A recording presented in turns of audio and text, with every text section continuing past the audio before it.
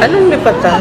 Oo. So tuloy ba ito? 5 years daw. Ka nakangiti. 5 years daw po. Ganito po yan, hindi ko naman po dinedenay na may talks po ang manager ko at TV5. But as of this point, medyo premature for me to talk about it.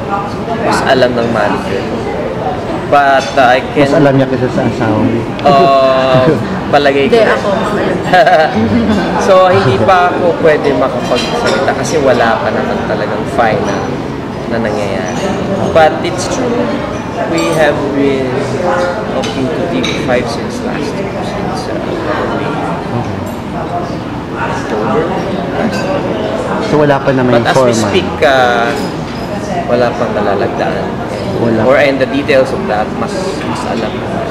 Wala pa yung formal naman na pakikipag-usap din sa channel set. My manager spoken to our bosses also. So they're very much aware of what's going on. Are you still under Tatahan Jimmy or nag-expired? No, I still am. Up to June, I think, of this year. So it's only Feb. Yeah. Maaga pa. Marami pang... Kaya lang kasi we started talking last year.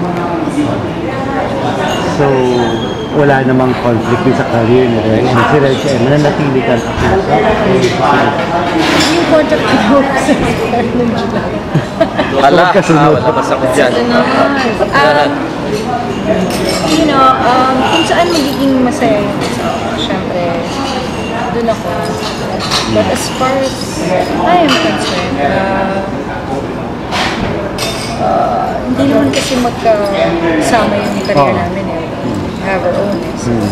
So, siya din naman, kung ano yung gusto ko at kung saan ako magiging comfortable, sinusuportahan niya rin. At kung ano naman ang desisyon na supportado na? Ano?